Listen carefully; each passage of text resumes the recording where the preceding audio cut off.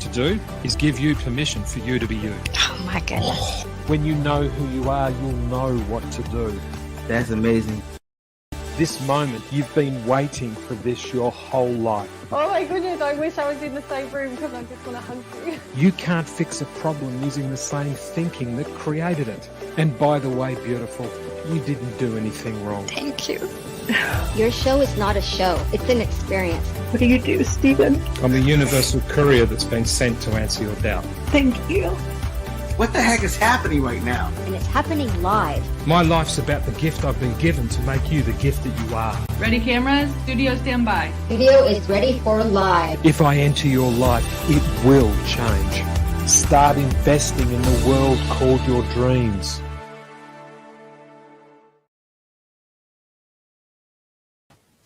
Hey everyone, I don't get nervous very often, but I'm nervous today.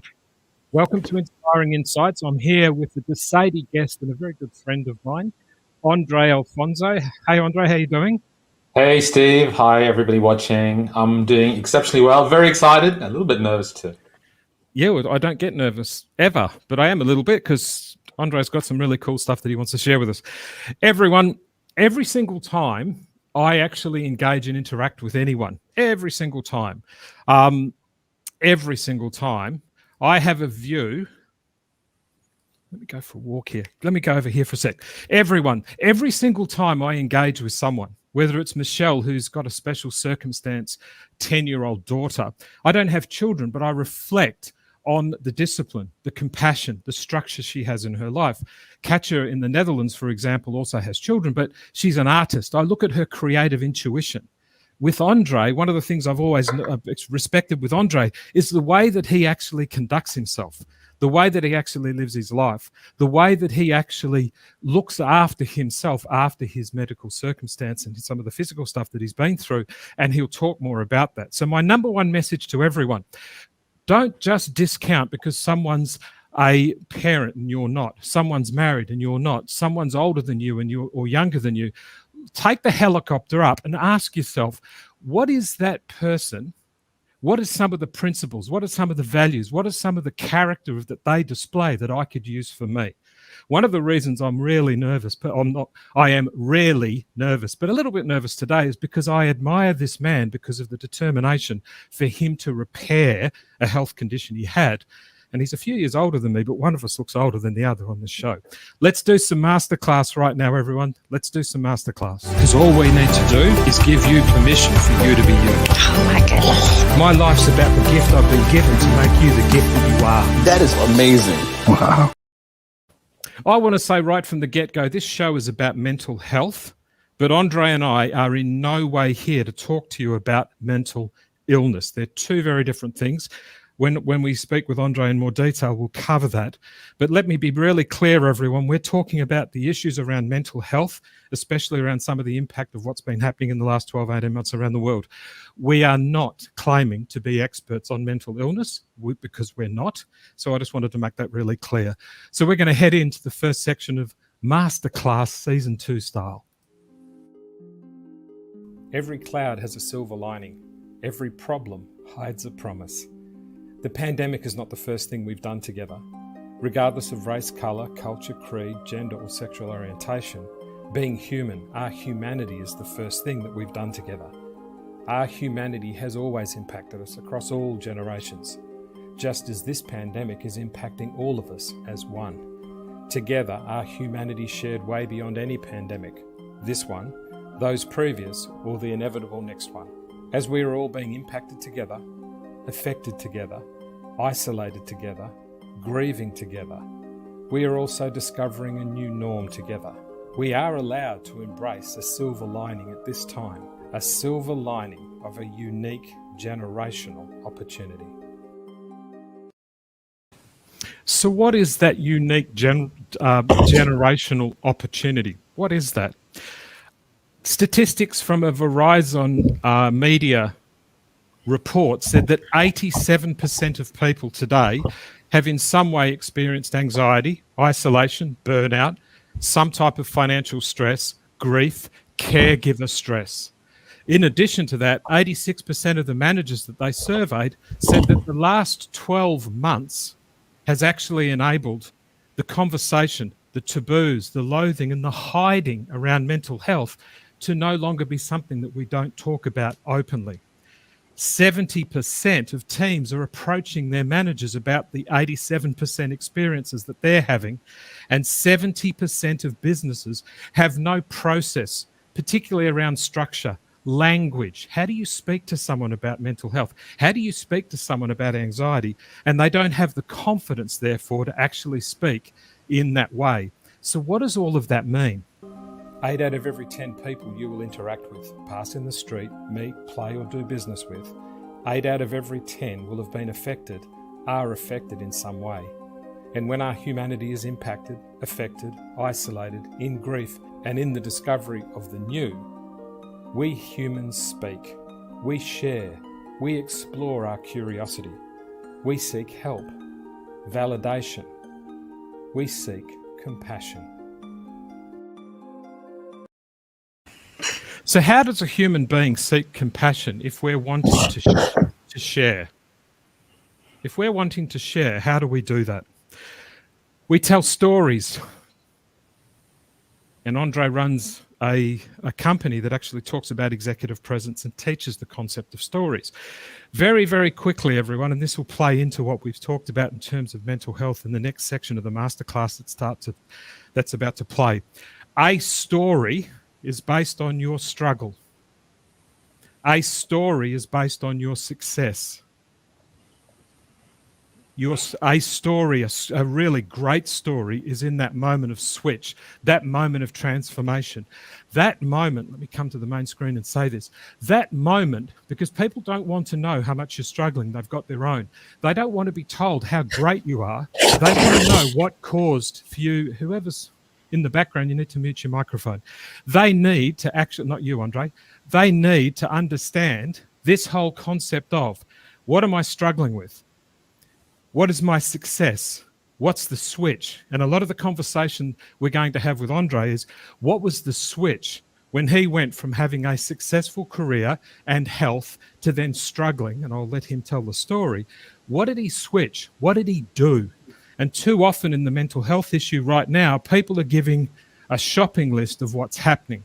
Very few people, and I'm proud to say Andre's one of them, have not only worked out how to do it for themselves, they've founded companies to teach others. So what does all of that look like as we wrap up the masterclass? For many, speaking of mental health is akin to the line of a movie. I'm drowning here, and you're describing the water. For too many, they confuse mental health with mental illness. They simply list out the burdens and claim with empathy, not realizing they are simply describing the water. 8 out of 10 of us are feeling it. 8 out of 10 of us are asking about it. So let's transform the conversation, not only about mental health post the pandemic, let's change the conversation you're wanting to have about you. Let's help you use this time to break out, to break through, to liberate yourself from you. It's time to transform the conversation. It's your time. It's our time. Together, it's time to transform the conversation about you. So what are the things that I wanted to do today is, number one, this is about mental health, and we're not claiming to be experts or to give any advice on mental illness, just to be clear. The second thing is we're not wanting to sit here and, yes, I've listed the statistics I gave you was to give you the fact that nearly 8 out of every 10 person on the planet today is experiencing some of this, and it's okay to talk about it. But our conversation with Andre Alfonso, who's founded a company that talks about daily practices and daily habits based on his journey, that's what we're here to talk about. Andre, why don't you just lead in with the background of some of the things I've hinted at and give people a little bit more meat on the bone, my friend.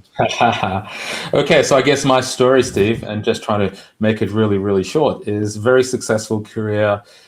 Things were going really, really well, I thought. And then about 6 years ago, I was going in for a medical operation. It was basically putting a stent in because I suffered from heart disease from the age of 42. And everything went terribly wrong. And all of a sudden, I found myself lying upside down in a bed with the nurses shouting in my ear saying, Andre, you've descended into critical. We're trying to save your life, because I started to bleed internally and they couldn't figure out what it was and I was dying. Wow. And it's interesting, Steve, when you kind of make that eye contact with death in that instant, everything changes. And I decided on that day, and I guess the days and probably a week or two afterwards, that I was going to shift my life, because I was going to lead a very different kind of life to everything I had lived up until I think I was 56 at the time, or 57 at the time when that happened. So that's the background context. And since then, I've been going through a process of doing exactly that, right? Re-engineering my life, and by following a set of regimes, which I've kind of researched myself and done. So the first thing I think I did was to stop outsourcing my health. Because one of the things I realized that all through my life, I kind of given it to specialist doctors, clinicians to tell me what to do. And I decided that no longer was I going to do that. I was going to grab hold of it and take control of my health.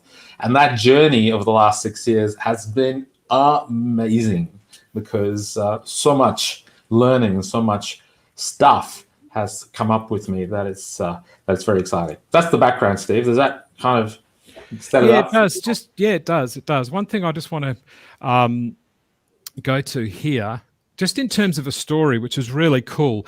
When you're telling your story of struggle, story of success, and then you're telling about the switch, there are three things inside of each of those elements. Whether you're telling about the story and you're telling it, whether you're telling about the success, you're telling it, but you teach in the moment of switch. And if you just observe what Andre did, in his story of switch, he told you the story. He gave you some stats in terms of where he was, what the circumstances, hanging upside down, what his age was. And then he finished with lots of energy about what the share was, talking about how he'd begun to he's no longer outsourcing his health. So everyone, just playing off a little bit of what Andre said just then, when you're telling your story in that moment, tell about the struggle, tell about the success, but teach in the switch. And you teach in the switch by giving them a story, giving them some stats, the outline, how old you were, where you were, hanging upside down, hospital, and then give them the abundant share, which is what Andre did for us just a moment ago. Thanks for doing that, Andre. I really appreciate it. Outsourcing your health. Talk to me about that a little bit more. Well, I guess I've grown up in a generation where if you were ill, you went to a doctor, they would prescribe something, you would take it, and you'd feel better, and that was it. And through my life, that was the paradigm that I operated under. And it stopped working for me, right? It stopped working for me because when I had that incident in the hospital and the doctor said to me, Andre, this is your outlook. The prognosis for you is not good. Your arteries are really shot. They're no good because whatever condition, whatever the reason is, they're not very good. So for the rest of your life, you're going to be on drugs, my friend. And you're going to be, taking nitrolingual spray every time you have chest pains. And I thought at 57, I've got more living to do than that, right? So I decided that, okay, let's see if there's, the two options they gave me. Option one, take the drugs and live a little bit longer. Option two, don't take the drugs and die earlier. And I thought, maybe there's an option three. What is that option three for me? And I guess that's where the journey began, which was to say, how do I go into this place of research for myself, how to reverse my heart disease so that I don't have to take option one or option two, that I have actually option three open for me. And I was fortunate because while I was lying in that hospital bed, my wife, Kathy, dropped a book on my table that said, that I'd looked at before. And she said, maybe you should start reading it, which was How to Reverse Heart Disease. And I picked it up and I thought, this is some charlatan trying to flog another program. And as I went down this track of research while I was in hospital, because I was in hospital for really about 2 weeks while they were trying to stop the internal bleeding, I discovered a whole world that I had no idea of, and nobody told me. Nobody had told me, because all the doctors had said to me is that you have heart disease, Andre, and it's incurable. It is nothing you can do about it. The best you can do is manage it. Nobody told me I could reverse the damn thing. And all of a sudden I had a glimmer of hope that I could, and I was on. There was no stopping me because, and there's lots of people out there who've had heart disease, but the trigger for me is lying upside down in that bed and the nurse screaming at me saying, "Andre, you're dying, we're trying to save your life." You've told me this story before. The whole concept of upside down coughing. To explain to everyone what that's about. Yeah. So what happened is the standards are very, you're conscious when you do the procedure. After the procedure happened, I started feeling a little bit ill, and they noticed my blood pressure starting to drop very suddenly. And when your blood pressure drops very suddenly, it sends a warning shot out that something serious is happening. So they pressed code blue, and all of the cardiologists that were around me stepped back, and the life-saving team in the hospital comes over, and they bring a crash cart with the defibrillators to start your heart, because when your blood pressure drops to a certain point, you're going to die, right? So that's to restart your heart. So the way they were trying to get my blood pressure up was put me upside down in the bed to try and do it before they put the defibrillators on when my heart stopped. So that's how close I was. And I was looking around going, how conscious were you? Totally conscious. Wow. Totally conscious. Couple of things, Andre, to jump in on there, because I really love the fact that we talked about process, language, and structure in the masterclass in the context of issues around mental health, issues around circumstances that have happened to you. One of the things was this whole point, which we've just finished on and talking with Andre about, or will continue, but in the context of where we are right now, was this whole thing about disruption. Disruption, the fact that all of a sudden this successful man with a beautiful wife, hi Kathy, a beautiful wife who was actually doing life and had children, all that stuff, all of a sudden the disruption came in the form of hanging upside down and defibrillators and those words you hear on the US medical shows where code blue. Imagine if that's getting yelled and everyone's running at you. It must be terrifying. The very first thing, everyone, is one of the things taking from what Andre said is this concept of disruption. So when we're talking about a process, how do you reverse your condition? Andre, I want you to talk a little bit more about that for people who have been disrupted. Let me come back to here for a sec. So people who have been disrupted, because COVID has disrupted us, giving people caregiver stress, financial stress, anxiety, those types of things. It was a very different form of disruption, but it's still disruption anyway. So when you say you reversed your condition, one of the things is you started looking for material. What was your mindset? Because obviously you thought it was a charlatan. Can you speak to that? Well, I think I went through a series of probably 3 roles very, very quickly. The first one was a victim. Why me? Goodness me, so you feel very much like a victim over here. Why could it happen to somebody else?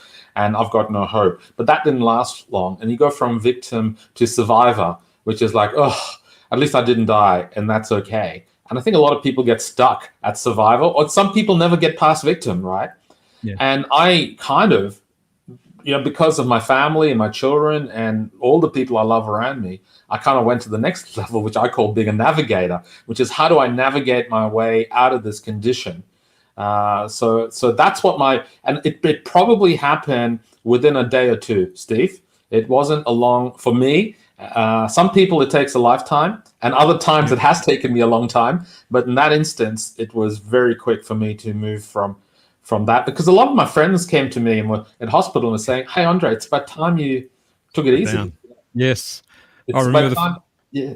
It's why don't you just retire early and just take life easy? And I thought to myself, I'm 57 years old. I've got some living to do. This is the time of my life and I can make the biggest contribution. Why would I want to turn the volume down in my life when I need to turn it up? Absolutely. The reason I'm chuckling, everyone, is that was the beginning of our friendship and relationship when we were in a studio together. Won't do the backstory, but we were in a studio together and Andre actually said that his friends came in and told him to slow his life down. And I went, oh, I can't do that. and the friendship started from there. Andre, one of the things I'd like you to talk to me about, because a lot of people would be in some disruption right now, some caregiver stress, financial stress, isolation. And many of you will know I don't live in Sydney. I'm not normally here because of COVID. Like many people, I'm grounded, but I don't have a friendship circle. I have a few people, but I can't even go and see Andre the way we are right now. So isolation and a little bit of anxiety about constantly being by yourself for 90 odd days in a row, that's been a disruption for me. Andre, you said victim.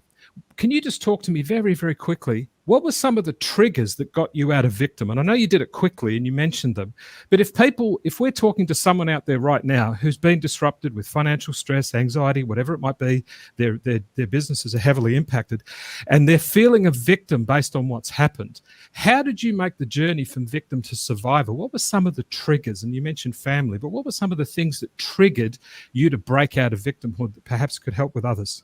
I think that there's a sense of volition inside of me that I had more to do in my life. I think there was a sense, I can't put my finger on it. It's very intuitive, but inside of me, I knew I hadn't lived my life, right? My life is not lived fully. If I died there, I would have been undone. Yep. So there was this burning desire to get up and do more. So to move out of just feeling sorry for myself. And I know, look, there are people, and I have felt victim many times. It's a very difficult place to be. And sometimes people don't get out of it. And, and I guess that's part of what we're talking about today is to help people kind of transition from there. So you got to keep looking for the triggers. You got to keep looking at something bigger than you. And often the victim is so focused into self that and that's okay. You got to go past that. But for me, it was actually thinking about something that was bigger than me. And the bigger than me was my family, doing something in my life, making a contribution that was significant. Those were the triggers, Steve. Yeah, the word that comes to mind, and you know that I'm always trying to do this for people right now. What anchors, everyone, do you have? One of my anchors that gets me through these endless days of waking up by myself, going to bed, and literally sometimes not speaking to anyone apart from the stuff I do online. One of my anchors is my relentless commitment to help people. So I've actually turned the apartment into a studio, and many of you know the story. So everyone, what are some of your anchors? In Andre's case, some of his anchors were in the context of his beautiful wife. Some of the anchors was in the context of his beautiful family, the responsibilities he had to them. And obviously then there was the personal responsibilities. And that's one that I really want you to talk of, because a lot of the times it's easy for us to go, well, I've got to do things for everybody else. And in many cases, when you're not prepared to start with you first, that's the biggest trap. Yeah. Would you want to talk to that, Andre? Yeah, the metaphor is, when you're getting the instruction by the flight attendants to always put the oxygen mask on you first is a really powerful one. Because and a lot of the stuff is about, you've got to get yourself right so you can be right for others. How you show up to yourself reflects how you show up to others. And I just believe there's so much truth in that.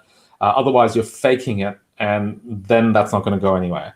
It's about being authentic to who you are as a human being. And if you can do that, I think you show up in this world really, really strongly and really, really well. So those anchors that you talked about, that I've phrased from what your story, those anchors were important about Kathy, your wife, Kathy, you mentioned her name, your children, obviously the commitments you had with businesses and stuff. How big was the anchor that was linked to you that almost didn't override all the others, but it was without? Let me ask you this question, Andre. If you didn't have the anchor of focusing on what more I can do for me and then be a great husband, then be a great dad, the absence of the anchor of you being present, how important was that for you?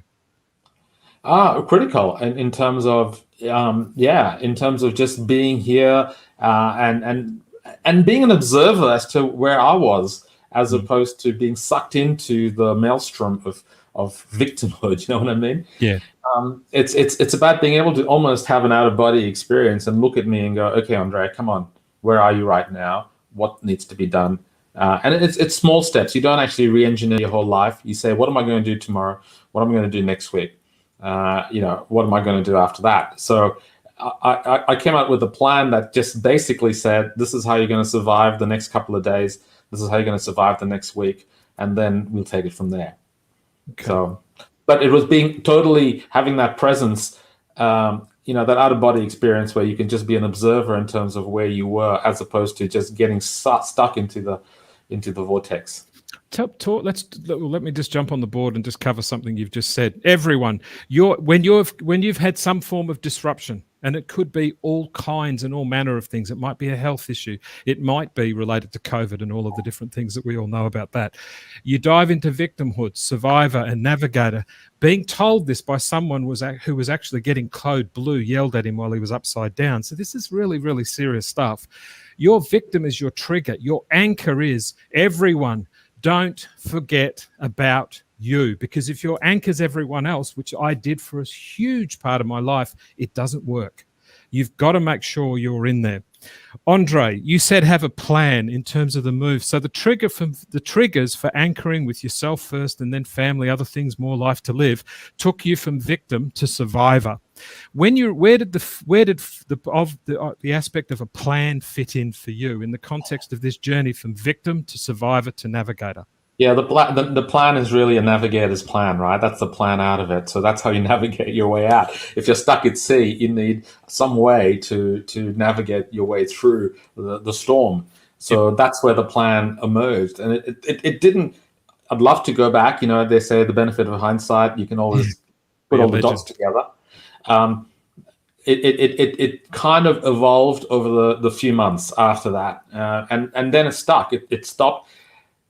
Pretty much until recently, probably about a year ago, less than that, 6 months ago, when I changed a little thing about it, and it's made a huge difference. And I can talk about that as well. Yeah, no, we will.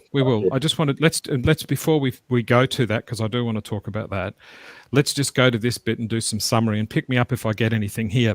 Part of the process was to reverse the condition of heart disease. Everyone, part of your process, part of Andre's process was to reverse heart disease. Part of your process might be caregiver stress. Part of your process may be COVID anxiety. Part of yours might be a health issue for you as well. So the very first process needs to understand that the health, COVID, financial stress, marital breakup, whatever it might be, is a form of disruption. And that disruption in the context of the journey that Andre has obviously successfully done is going from victim by using triggers of anchoring and not forgetting about you, going from survivor to navigator by having a plan. One question before we do go to the next stage, Andre, how important was external material to you? Yeah, look, I went through a massive learning journey. So I was researching all over the place. I was trying to figure out what people were doing. I was going out of my bubble, because really your bubble just reinforces everything you know, and going down to places that I hadn't been to before and looking at all sorts of alternatives to what's called the traditional way, because that's when you decide to not outsource your health anymore. You're going to have to look at whatever levers are out there, not just one, right? So I went looking for those, and I was lucky enough. There was a lot of people who had gone through before me that had paved some of the way. So it's as if, I was following their instructions, or a lot of their instructions, to help me navigate the way out of that and put a plan together. Just some of the language, because they talk about in that report that you shared with me, and I appreciate you doing that, and some of the statistics in the masterclass talked of it. One of the things they talk in there is that managers or people in leadership roles are struggling with the context of what language should I use. Where did you get the language of reversing my heart condition? Did that language come from this research material and external content that you were looking at? Could you just talk to that, please? Yes, it was. So there was a book, a groundbreaking book called Reversing Heart Disease, right? That's what got my attention. So that became part of the plan. But I then figured out there's probably a small group of professionals around the world who have already taken this journey and have been doing this research for many years. It's just that it was a well-kept secret. Nobody knew. Well, some people knew, but most people didn't, because that was certainly news to me. And I'd been suffering from heart disease for 15 years up until that time, and I had no idea. And that also went to this concept of disruption for you, because you mentioned earlier that fronting up to the medical profession, no disrespect to them, and just being told you need to take this and you need to do that. Part of your research was disrupting that decision. So heart disease had come and disrupted your life, and then you disrupted the traditional methods of actually doing it by thinking, no, I don't need to listen to my friends and slow my life down, and I don't want to be addicted to some form of medication for the rest of my life. So everyone, just a note for everyone here that just comes to mind, Andre, whenever disruption enters your life, be prepared to disrupt the status quo of what people may say you need to do next. There is so much information online. There's so many people you can reach out to. So if a path of disruption comes to you, don't just take the path of least resistance of whatever's coming to you. Disrupt. Ask questions, because this gentleman's an example of someone who decided to not disrespect the path that the medical fraternity were telling him. He took it on, but he also reflected on what else was out there for him. Can you speak to that, Andre? Yeah. Sorry, Steve, just rephrase that for me if you can. When please. Disruption comes into your life, too often we then turn around and just go with the flow of what we're told. Yeah. One of the things that's clear with you is you disrupted by questioning and not challenging, but respectfully saying, this is my life. What am I prepared to pay? Yes. Yeah. So that is a really tough one, right? Because when you're in victimhood, you're looking for help. You're looking for people to feel sorry for you. You're looking for people to show you the way. So that is a massive disruption that you need to do, is to challenge yourself in thinking that there is something else that I can do over here. And I'd love to be able to tell you exactly what that was. And I don't know how it came about, but it was about challenging the status quo, because I wasn't happy with what they had prescribed for me. And that challenge of the status quo meant that, okay, I'm going to go down a path. It may lead me to nowhere, but I'm going to give it a shot. And I didn't, as I said, the plan was formulated over weeks and months. At that stage, it was, I'm just going to try something else. I'm just going to give it a shot, because I don't want to live the rest of my life the way that they had prescribed for me. Now, and I had to find really good medical professionals who I adore, who've helped me on that journey. So I'm not dissing any medical professionals. I just had to find people who were sympathetic to what I was trying to do, to help me, to help guide me. And they do to this day as well, Yep. One of the things that comes to mind, this is everyone, this is playing off what Andre said. This is what I call victimhood disruption. Everyone, but think and don't have to, and clearly Andre, who I can hear, you don't have to mention anyone's name, put it in the comments or whatever. Think of the biggest victimhood mentality person you know. Put it in your mind, don't have to say any more, don't have to share it. To be a victim, you need a victim. How many people know someone who's got a victim mentality? Their default position in life is to be a victim. To be a victim, you need a victim. Why? Because you need someone to blame. Think of the person I just asked you to think of, and I've got one in my mind too. They're lovely people, but they have a tendency to look at the bottom of the glass and they're a victim. To be a victim, you need a victim. Why? Because you need someone to blame. So think of that person you're thinking of. How often are they blaming someone else, something else, but never themselves? They're always in victim mentality. Is to be a victim, you need one to blame someone else. That's why I've asked Andre to talk about the concept of disruption, because his journey from victimhood, he wasn't blaming anyone. He was accepting the responsibility. Any thoughts, Andre? Yeah, I totally agree with you, Steve. I think that whole issue of blame, and I talk to my kids about this all the time, is as soon as you blame someone, you give away all of your power. Because basically you're saying it's them who have the power over me. And It's a really powerful thing. That's what I went through, was to stop blaming everybody else and owning it, right? Because blame is absolute disempowerment for yourself. Yeah, exactly. So what we've talked about this concept of process. We've then talked about the concept of language by getting into. So I think we could surmise the concept of process for you was the process of going from victim to survivor to navigator. And then there was the issue around language, which is how you researched and you disrupted both the medical recommendations without being disrespectful. You disrupted the concept of being a victim, and you actually then created a structure. Now, you know how excited I am to talk to you about the structure, because I get to play on the whiteboard. Tell me about the structure that you put in place as daily habits that have now caused you to create a company by it and to look younger than me when you're not? And I'm not happy about that. Okay. So the first thing is it was a journey of discovery, and I'm still on that journey of discovery, right? So this is about me and what worked for me. Take from it what you want. So the first thing that I did was to absolutely change my diet, right? So what went in was and I took a very extreme position, because these people that had clinically proven you can reverse heart disease were all on a whole food plant-based diet. So whole food plant-based means vegan for health reasons. And there was another piece on top of that, which was also even more extreme, which was no fat. So for 2 years, while I was going through the process of reversing my heart disease, there was no oils, no nuts, nothing. Everything was cooked, was vegetables. And if anyone knew me before that, they would say there was no way Andre could be even close to a vegetarian, let alone being a whole food plant-based guy. You loved the steak, did you, buddy? Yeah. And you know what happened, Steve, is it was a struggle for 3 months, because, and I had to cook a lot of the food myself, and cooked some really horrible meal, I can tell you. But after that, you sort of get into the rhythm, and within a month, I started to feel amazing, right? I dropped a whole lot of weight. I started to have some energy that I've never had before, and within 3 months, my wife was saying, "Who the hell is this person?" Because I was literally bouncing out of my skin.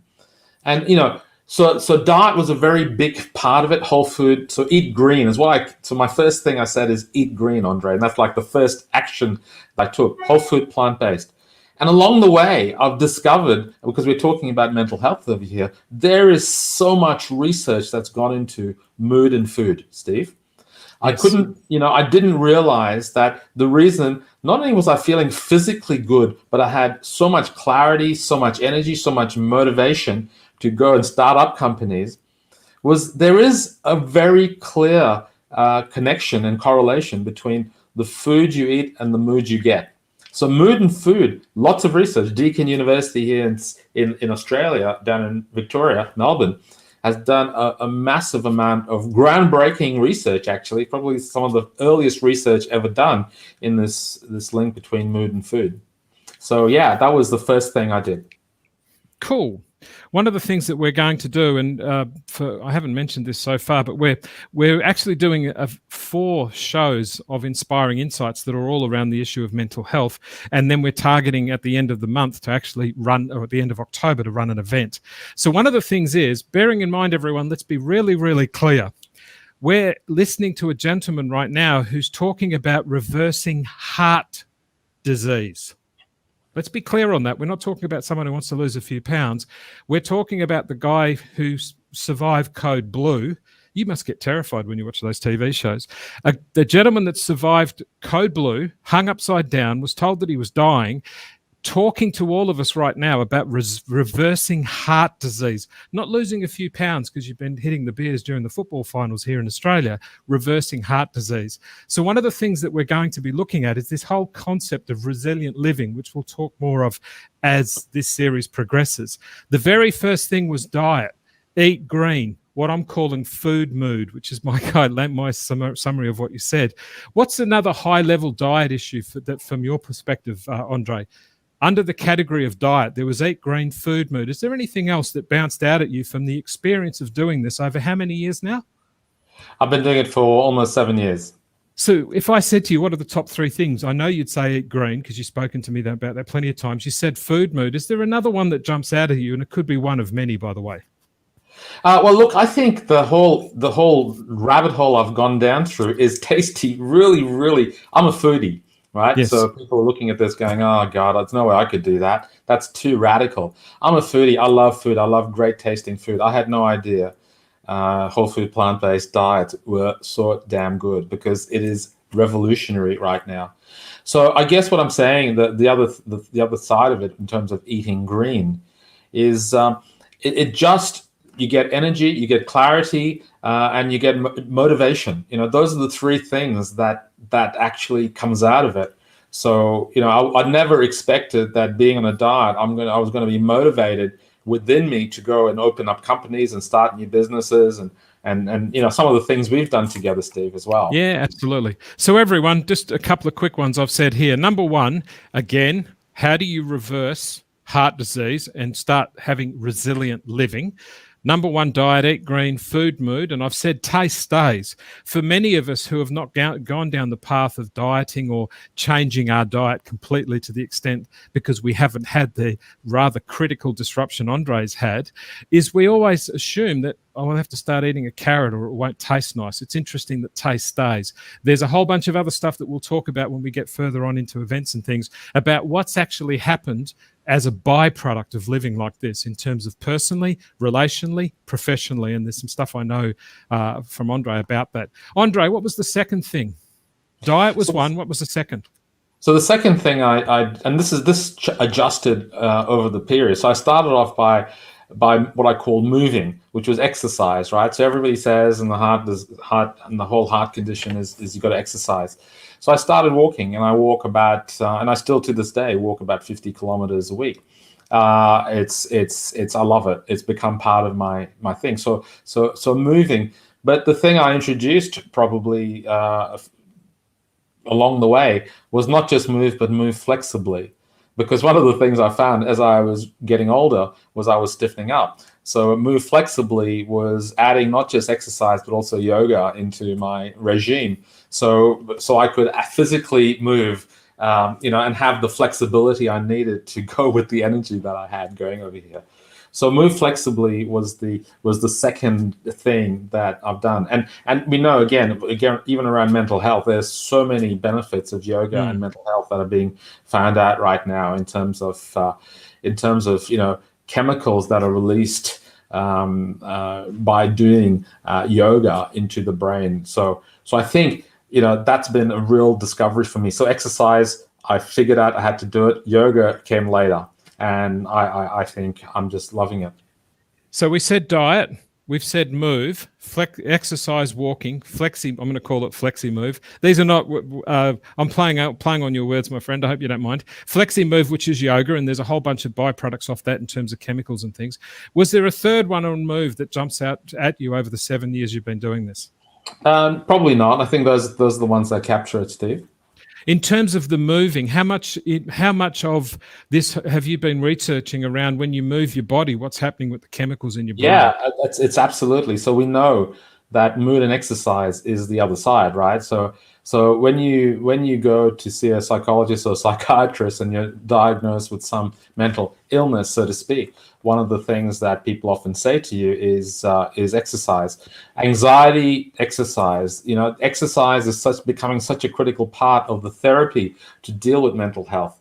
I didn't do it for that reason. I did it to reverse my heart disease, but I got all of the collateral benefits of it along the way.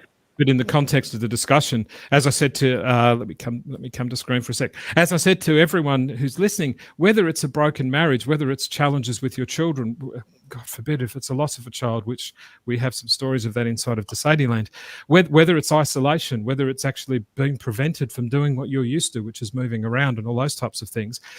Each one of these disruptions is going to affect you in some different way. Some people are going to have something as significant as Andre's. Others are just going to have something that might be the first relationship that fails and it rips your heart open and it disrupts you and it puts fatigue, anxiety, all those things in your life.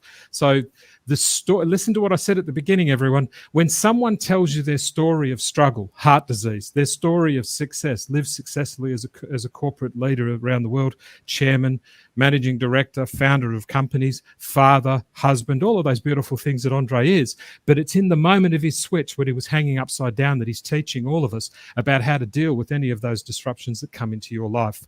So one of the things that comes clear is move, exercise and walking, flexi move yoga, and brain boosts, which are coming from the very fact of your diet combined with your movement is now actually starting to challenge the substance abuse some people are going through with mental health, because they're like I do. I admit this. There's sometimes on a Friday I get so lonely I might buy a couple of beers, and nothing extreme by any means, and I might sit and watch the Australian football finals having a couple of beers, and I'm not actually enjoying it, but I'm just lonely. and the beer is a little bit of a company without me getting silly about it, which I don't, but I'm mindful that it's not actually right for me. The irony is, a message for everyone Andre might want to add to, sometimes when you're consuming things, you know it's wrong. So remember the anchors that Andre spoke of. Number 3, my friend. Yeah. So this was, my life was a real hustle. I was hustling every which way because I was running companies overseas. I had set up a company in Australia as well. So everything was a hustle. And one of the things they said is to figure out how to deal with stress. So in the reversing of the heart disease was, you got to figure out how you deal with stress in your life. Don't let it become chronic. So the strategy that I took was mindfulness. Pardon me. Sure.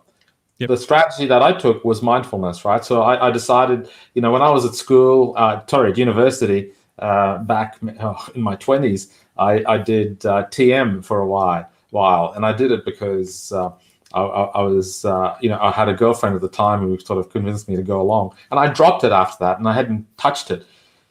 Well, now I came back to it, but I came back to it in a different way, and I just embraced mindfulness. And again, started a journey along the way of basically pausing. So the third step is what I call pause daily, right? So it helps me to stop every day and just think about, just go into my mindfulness space and practice my mindfulness.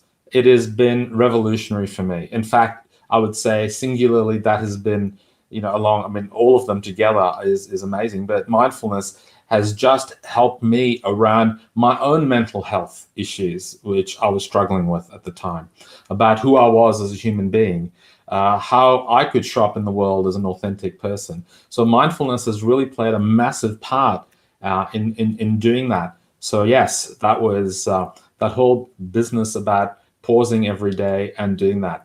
So mindfulness, and the other side of mindfulness is part of my mindfulness practice is also gratitude. And I know gratitude is something that everyone talks about these days. It's like become, the thing to do.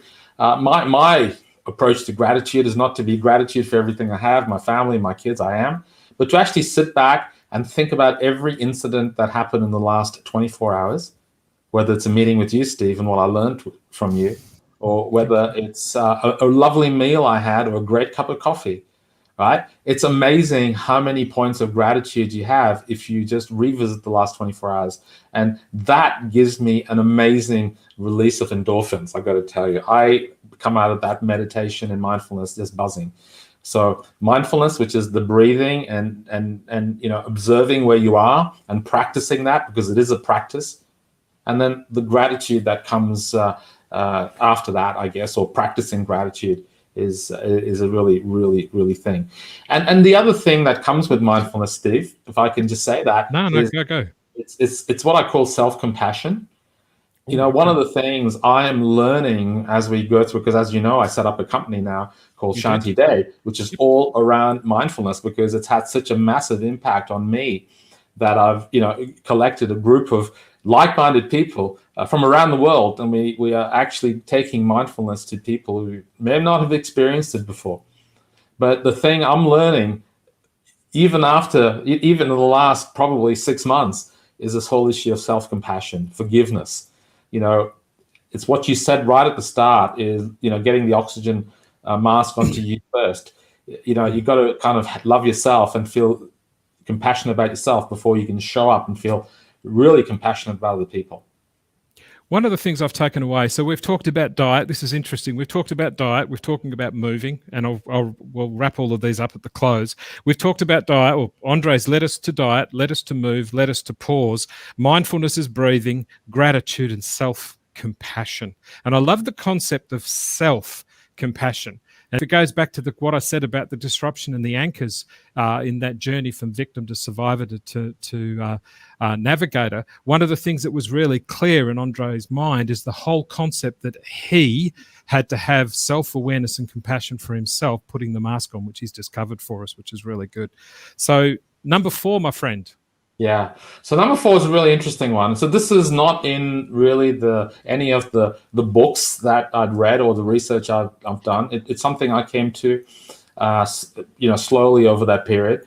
and it's what I call connect authentically, right? So connect authentically, and there's a couple of components to this connect authentically. Yep. The first one is you got to connect with yourself, and I realized I'd stopped connecting with myself, and my journey, Steve, as you know, because you've done this, my journey towards connecting with myself was really going through and revisiting my values, coming up with a values clarification for myself, which I'd done again in my 20s and hadn't touched it since. But not just, everyone sort of says, yeah, that's fine, but actually being able to articulate what are the 5 most important things to you. So I went through this process again of doing that, because, you know, it's not one thing that defines you, it's a series of things. And I was on a podcast probably about 4 months ago, and someone asked me the question, Andre, how would you define, as a business manager, how would you describe success? And it was a really good question. And it just out of the moment, I don't know from where it came out, I said, for me, success is living your life in concert with your values. Probably about 10 years ago, I'd have put a dollar figure on it, or a position, or a house, or retirement. No, it's not a position. It's actually how you live your life. It's what I call an infinite game, because your values kind of go for a long time, right? So my infinite game is about living my life in concert with my values. Now, that's taken a bit of work to do. And for me, out of that comes this thing of authenticity, because if you know what that is, that's how you show up in the world. And you start burning some of those masks that I had worn for a lot of my life to cover up some of my inadequacies. And just show up for the person who I was. So that was the first part of connection, is connecting with myself. Wow. So if I surmise that, what I'm hearing is connecting with your 5 values, which enables your authenticity. What I liked about that is a lot of people talk about authenticity, but they almost sort of put it out there as I need to be authentic. Okay, how are you going to do that? Yeah, it's a little bit like that. The line out of the movie, everyone, was the Jack Nicholson in As Good as It Gets, when he said, "I'm drowning here," and you're describing the water. A lot of the times, people will actually list off all of the things that are challenging us around mental fatigue and mental health issues because of COVID and other things, but particularly COVID. And they'll talk about, you need to be authentic, you need to be compassionate. Well, that's good. How? Yeah. So from my point of view, what I liked about that is that you've said that with diet, moving, pausing, connecting to your 5 values, all of a sudden you're on the journey to authenticity. And I would suspect, Andre, it's almost like a waterfall that just gathers momentum, or what's that, rolling stone gathering moss. With diet, moving, pausing, and connecting to your values, you're raging down the road the valley called authenticity, I would thought. Yeah, I think so. It makes me feel amazing in my own skin. Really, that's the essence of it. And the other part of connect, Steve, if you want to move on. Go for it.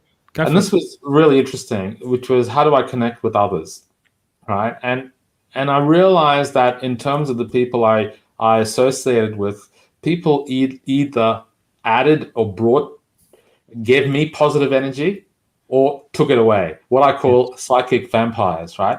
And we all know who they are. If you just have to look around your bubble or your circle, you kind of know the people that after they leave, you want to poke your eyes out, And one comment from one of them can kind of leave you on a spin for weeks and months. I just decided that I was going to put those people on the back burner. I was going to embrace and really reach out to people who brought the positive energy out of me, and push away the people who didn't. And that's been a bit of a journey, because there's some tough calls you got to make, right? There's some people you know pretty well, who you've known for a long time, and all of a sudden you go, I don't want to hang around them too much, because it actually brings out the worst in me. So that was the really hard part in terms of connecting with others, because that comes back to authenticity, right? If you want to live your life in concert with your values, well, you got to also think about the people you associate with, because sometimes people drag you away from those things that are your values. And I decided, no, I don't want to do that. Tough call.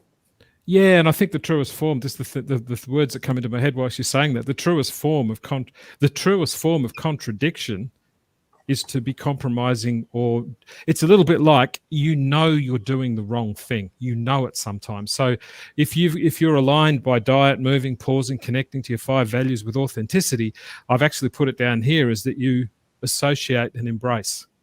because you can't have these 5 values that are leading you down the valley called authenticity. And whilst you're traversing through this wonderful valley, you've got all of these people hanging around with you that are doing everything but creating that momentum of compassion, that momentum of self-awareness, which all of this is talking about. What's the last one, Andre, the 5th? Okay. Diet, move, pause, connect. The 5th one only happened about 8 months ago at Christmas time this year. And I've kind of realized that, I'm a type A person, right? I'm kind of driven, very much focused on outcomes, getting stuff done. And I slowed down along the way through this journey of, eat green and move flexibly and pause daily and connect authentically. So I'd gone quite a way into it.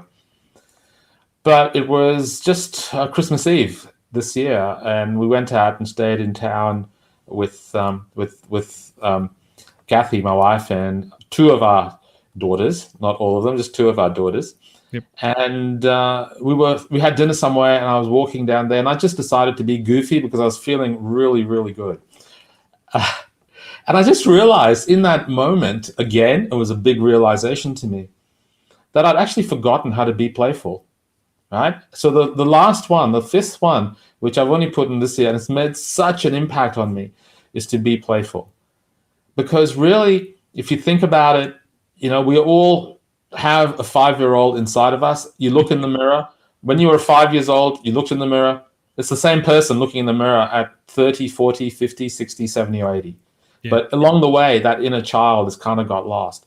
So I decided to kind of be playful, because when you're playful, like what we do in mindfulness, you are 100% present, whether it's with another person, whether it's with your kids, whether it's with friends. And playful in a positive sense, not childlike, but but playfulness in everything it means. So that means laugh more. Look for the fun in stuff. Look for the humor that might be sort of just around the corner over here. And the other thing is this, which comes with playfulness, is this issue of adventure and curiosity, right? So I kind of go. I believe that as I've grown up in this world, I spent the first half of my life collecting things, houses, cars, family members, mortgages, all that sort of stuff. Yes. The second half of my life is about collecting adventures, and adventures is associated with being playful. An adventure doesn't mean you have to climb the Himalayas, which we got to do last year, but it's also about just going to the shops. It's about going to do your grocery shopping and just being a little bit more curious about the person who smiles at you, as opposed to going in there, getting it done, and getting out. And I found it's made such a difference in my life, Steve. And that's about being curious. So it comes a little bit from mindfulness. One of the principles of mindfulness is called beginner's mind. Yes. And I've really jumped into beginner's mind because that's kind of the curiosity that you take. Because we're so judgy these days. Everyone is into judgment, and judgment just creates stress, right? Curiosity doesn't. In fact, curiosity and judgment cannot be, do not make good bedfellows. They can't exist in the same space. If you're curious, you cannot be judgmental, right? And it's kind of funny. You say the word judgment, and it kind of makes me feel of that body language. You say curiosity, and it makes me lean forward. Yeah. It's that type of thing.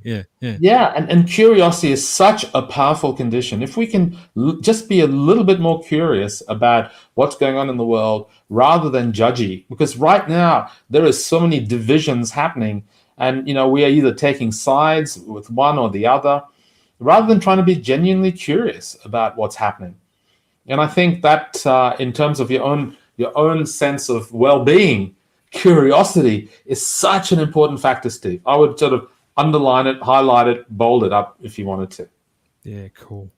Well, let's wrap all of this up, everyone, because I think it's been a really cool, because what we've just done is we've taken a gentleman's advice from re-engineering and repairing and recovering from, well, not even recovering, because it wasn't recovering. It's actually repairing himself from heart disease. And we've talked about the 5 things and broken them down into 3 elements. So we now have 15 levels to resilient living. And resilient living that's based on a gentleman that was actually getting code blue and being told to cough because his heart was about to stop. So let's not underestimate how resilient Andre's dedicated his life to, which is really, really cool. So it's about diet, which is eating green food, mood, and taste that stays, and many others. It's about moving, exercise and walking, flexi moving for yoga, brain boosts because of all the chemicals that go on in your head. It's about pausing with mindfulness and breathing, gratitude and self-compassion, which is just beautiful. Connecting with your values so you can roll down that valley called authenticity, enabling you to associate and embrace with who are the people you want to do life with. And then being playful, looking for fun, looking for laughter, looking for curiosity, because that's what this gentleman has done to the point that he's now created a company called Zantideha. Talk to us a little bit about that as we wrap this up. Yeah, Zantideha, very exciting. So we got together with a group of people from around the world, really, really good experts in mindfulness. And we run the company. I don't actually get out there and teach it. But the thing we wanted to do, it's a very high touch organization. So we don't run recorded mindfulness sessions, or we have apps or recorded stuff. Everything is done live with a guide, sitting down, having an interaction with them, doing short practices, talking about it, and building this online community, which is a high touch community. It's very exciting. I don't think there's too many companies in mindfulness doing that. And I think that's what makes us stand out. And that's what we want to do. I don't want to go down the apps road. And I don't want to go down recorded mindfulness. I want to be able to touch people because that's kind of where I come from. As you can see from this conversation we've had, Absolutely. It's high touch. Yeah, no, absolutely. Everyone, one of the things that we're aiming to do next week, Rajiv Handa from India will be on with us. The week after that, Dr. Irene Kopp from Canada will be with us. And then on the 21st of October, more information will follow on this about how we're putting an event together where all of these types of tools are going to be an event style that we're producing for the end of October, and we'll have more information about that. We are not talking about the solutions of mental illness because that's outside of the framework we're talking about. Even though Andre, many would say, has got the ability to perhaps talk into that because of the mental illness and the physical illness that he had. But even with respect, he's very cautious of that, and I admire him for doing that. So everyone, mental health, 87% of us are experiencing it in some way. 86% of managers in businesses are saying because of the last 12 months, people are wanting to talk more about it. 70% of managers are being approached by their teams to talk about it, and businesses are now going, well, we don't actually have any processes, structures, or language around it.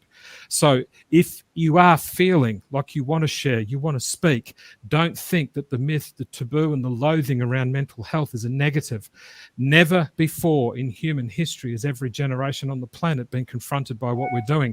So this is a generational opportunity for us to speak out with compassion to help each other. So anything to add before we close, Andre? Yeah, I love that. I think it's all in the conversation. I think the conversation is the work around this issue of mental health, removing the stigma so we can have these amazing conversations. It's about that. I think, Steve, which I love this show, is opening up that space, that safe space where these conversations can happen. I think that's the way. Indeed, indeed. And I shall finish off by doing one of these little fun things. For those of you that when we are looking for guests after we've done this series on mental health, something like this. My question. Question away. My question is, how do I bring people together even though we're far apart? How do you coach people to trust their passion? What are the top 3 qualities that I should look for people for me, my brand and business? What can I do not to make myself so tired and exhausted from other people's pain? My question. Question away. We made that video at the beginning of the year, and it wasn't related to COVID or anything that I've talked about in this show and the masterclass we did today. If you noticed, and I haven't seen that for a little while, every one of those questions were associated with the context of how do I engage, speak, share, the structure, the language, and the processes of people. Speak up, everyone. Speak up. Thanks so much, Andre. I really, really appreciate it. Take care. Start investing in the world called your dreams.